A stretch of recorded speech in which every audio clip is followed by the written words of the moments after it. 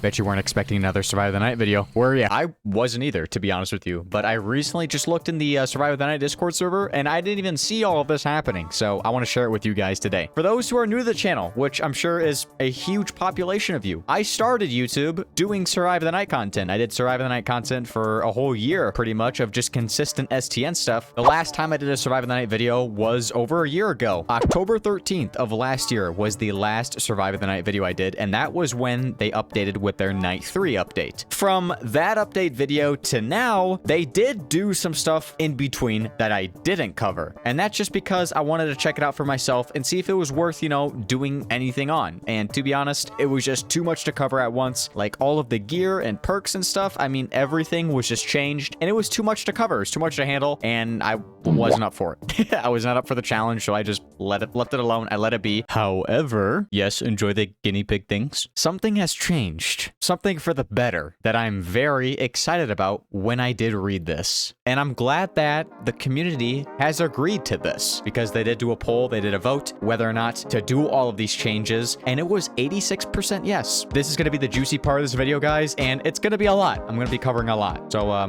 here we go. So, for those who don't know, Rack Jumper, who I thought was a girl, by the way, for the longest of time, recently, him and Spidey, who Spidey is another owner or co-worker on Survive the Night, they've been talking about a lot of STN in October. This is what they had to say. STN has a lot of moving parts. And this is true. If you go into Survive the Night and you look at all the skins and everything is moving. It is all animated. The whole inventory system just makes the game really laggy, and that's been a problem. There's a whole lot of different types of items like taunts, skins, gear, slashers, perks, etc. 3 different game modes, a few dozen maps, and a bunch of modifiers, and there's 1,400 plus unique items. They say it's a lot, and it's pretty complicated for new people, and I do agree. It's complicated for someone who has been playing, and not to mention the performance impact. So, for a year and a half, they have been constantly doing weekly and bi-weekly updates, and yes, that did bloat the game, but it was nice to, you know, receive all those content drops, and not only helped out the game, but it also helped out my channel, I'm not gonna lie. Survive the Night people were eating good, what can I say? It made it harder for new players to get in, and it gradually degraded the performance of it, and of it, I mean the game. The adverse effect of trying to keep the game interesting and, you know, keep people coming back. So they decided on doing a Redux type of update, and this would entail some of the following. And yes, I know, another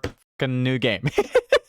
I haven't played any of the older Art games. I did check them out in streams, and it was fun to play with you guys. I appreciate you for joining me on that. But Survive the Night's team, the Art team, have made multiple games like this in the past. This is like, what, their 3rd or 4th or 5th one? I don't even know. But it looks like we're going to be getting another type of Redux update. It's not going to be a whole nother game, but I think they're just going to completely revamp the entirety of Survive the Night, which I am all for. So the first thing here is the removal of taunts and screams. Most of them are not scary and remove any sort of suspense or terror, and the audio bloat has a serious impact on performance. I know Survive the Night is a horror game, or it tries to be, but this game definitely did fall under that Fortnite category where anything that was becoming a meme or was trendy was getting thrown into the game. So it just made it less scary and more of, I'm gonna try to collect everything I can and or make this a enjoyable experience for myself, and not so much on the chilling factor. Number 2, they want a massive reduction in the available skins for most every type of item. There are literally several hundred skins in the game, which is a massive performance hit, they say. This was one of the main reasons for the UI change, to help with that performance issue. Most of these skins do go unused, while also drastically affecting performance, as said above. There are hundreds of skins in this game, if not more than that. I think they said 1,400 plus items. There are skins for gears, there are skins for slashers, there are skins for freaking everything in this game. I was becoming a collector at the point where I just wanted everything in the game, and of course, you know, to be able to show you guys everything that does get involved or thrown into the game. But more so, I would only use like a couple of skins rather than all of these skins that I was collecting. And since I did mention I was a performance hit, I don't think I would really notice them being gone. What do you guys think about that? I think that them removing a lot of the skins, especially the ones that the people don't really like or use, I think that'll help out the game a lot. And I don't think anyone's really gonna care, you know, besides those people who really want to collect everything in the fucking game, but hey. Your opinion doesn't matter. Number 3, they're talking about massive map changes, removals, or even overhauls of them. The dislike maps are going to get removed, and the complicated maps are going to be more simplified, etc., etc. So the maps that a lot of people don't really like to choose, because you can vote inside of this game, by the way, for the maps that are coming up. So I know there's a lot of maps that don't get used just because they could either be slasher-sided or survivor-sided. And also, I know there's a lot of maps that people just get lost on, especially when you're new to the game. But then again, I will argue to the fact that when you do play a new game, people are going to get lost in general because they don't have an understanding of the map. I can't think of any maps on the top of my head that were really that difficult. The ones that are complicated for the general audience, I think those could definitely get removed. Number 4 here, one single unchanging lobby. No more changing the lobby based on story progress. Okay, so they're thinking about just keeping the lobby as its own main thing. They don't want to change it anymore on, what happens in the game. Constantly changing the lobby to different places is annoying, and having one unchanging iconic location, like the old cabin, for example, is better. Events would decorate and change the lobby, just no constantly shifting the lobby, from the cabin to the crash site. I do agree with this. I know a lot of people, when the lobby did get changed to the crash site, they missed the cabin. And the reason the cabin wasn't there, if you guys didn't play the story mode, okay, this is gonna be a spoiler alert. The cabin did either blow up or burn down. I can't remember which one happened. With me in it, by the way. Yeah, but that's why the cabin disappeared. It was trying to adapt to the story mode that, they were throwing at us, that they were trying to create. Honestly, if they did bring back that old cabin, I don't think anyone would really care. The story did happen, right? But it's just a lobby, okay? Stop complaining. But I do agree with this. I think just having one lobby would be pretty dope. And I really enjoyed that theater that they did. I can't remember which game that was. It was one of the Before the Dawn games, but I really liked the theater. And like, you go into the theater rooms, and the introduction to the match was like, this is the movie that's playing. Like, it was so cool. If they do something like that again, I'm all for it. Number 5, the removal of complicated or confusing aspects, like various vendor stores, currencies, item bloat, etc., etc. There are, 4 different types of currencies in this game? I know there's event tokens, but that goes for any game. You have like specific event currency to get event items. But in this game alone, there is like a store for each of the characters inside of this game. And I know those currencies can just get to be too much. So if that gets cleaned up, I think that's a W. Number 6, drastically simplified UI. With game bloat no longer being an issue, the UI can be cleaned up and significantly simplified. I wonder if they're referring to the inventory system.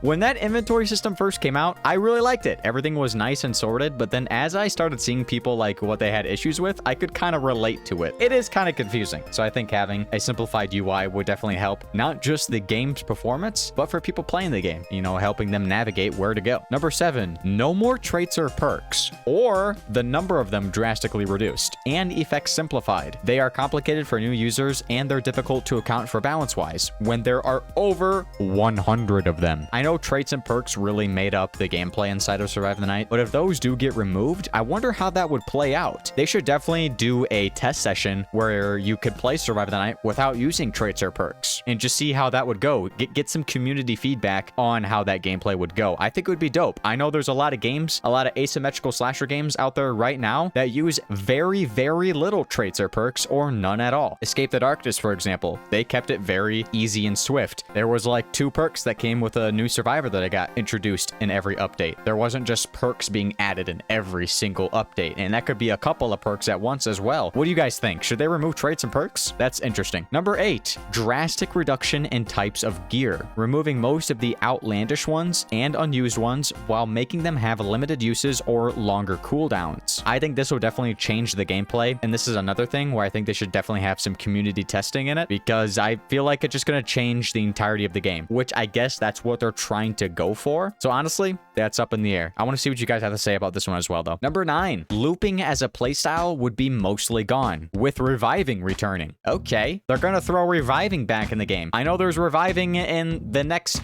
Escape the Darkness game that's coming up inside of their devlog, which I really did want to share and make a video, but I ended up just streaming it. More of a core focus of the game as a hide and seeker tag. With reviving being returning, you won't simply die right at the start and get express shipped back to the lobby for 5 minutes, and it adds a minor amount of teamwork. If they are going to add reviving, then I wonder if they're just going to completely throw away the ghost ability, the ghost option. For those who don't know, if you died in Survive the Night, you could return as a ghost, and there were several ghosts you could use to either give benefits to the killer or the survivor. I bet that would just get completely tossed out of the game, and that would also help with the performance issue. Number 10, improved hiding. There would be better lockers, more hiding spaces, or you could can go under beds and stuff. It'd be cool if there were, you know, animations for that as well. Having animations for that, it would make you more immersive. And if they're trying to go for that scary feeling, I feel like having animations for their improved hiding spots would definitely help with that. It just skips from number 10 to 12. So I don't know if they deleted 11, but let's just call it 12, I guess. Okay, number 12. Complete focus on horror and suspense. That's what we were just talking about. Okay. The amount of silly skins or anything kept to an absolute minimum. So they're going to decrease a lot of the silly stuff in the game. I'm sure that would not only apply to the skins, but the taunts and the kill effects or stuff like that. They're going to return to the original spooky before the dawn, dark, foggy, spooky atmosphere. Oh boy. I know for a fact that everyone that I've talked to who has played Before the Dawn has complained about the fog inside of Before the Dawn.